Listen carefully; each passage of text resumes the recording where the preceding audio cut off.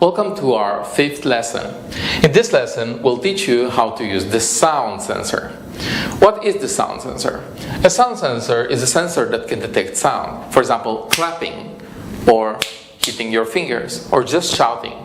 It cannot detect exactly what you're saying or what kind of noise is it, but it's activated by any kind of high frequency sound. So you can do clapping, you can do finger hitting, anything you want, it can detect. So how it works? We have 3 pins, G and D, VCC, which is negative and positive pins, and also GPIO 18.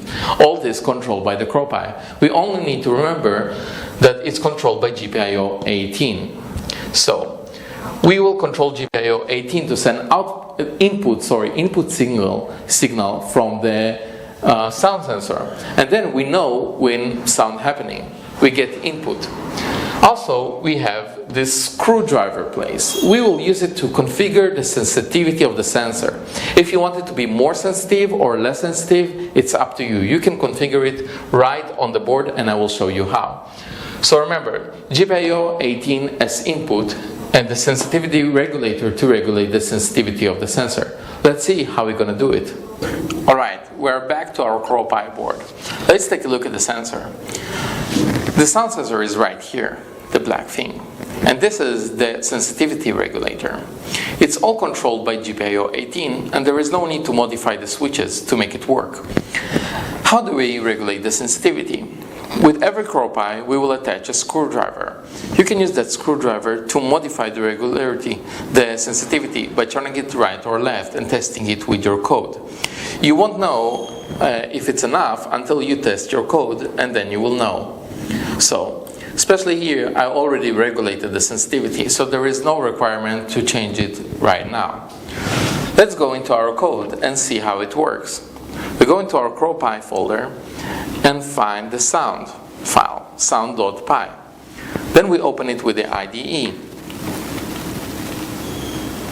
After opening it, let's go line by line and see how it works. So as we already know, we import the GPIO library and the time library. Afterwards, we set the sound pin into GPIO 18, which is the GPIO that controls the sound sensor. Then we set the mode to GPIO board, not GPIO BCM, which is also available. Then we set up the sound pin as GPIO in, because we get input from outside. Then we set up pull up down GPIO PUD up, which is very important. This action will let the GPIO know that the action is not to keep it working all the time, but just when you hear the sound and then release it afterwards. It can prevent some bugs from happening. Later we run a try loop, which will try to do the following command until keyboard interrupted. And when keyboard interrupted, we will clean up the GPIO to make it available for the next files to run.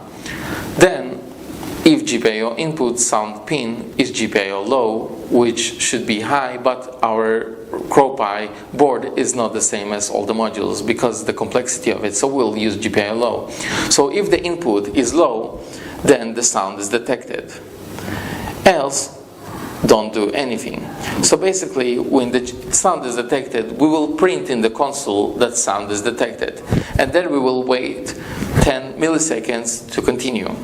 So, let's try it and see what's going on. The console is right here, so we should be able to see the sound detected output here in the shell. So let's run it and see the results. As you can see, it says sound detected. If I speak not so loudly, it cannot hear me. But if I raise my voice, as you can see, it will write sound detected everywhere. Let's try it again, maybe with a clap this time.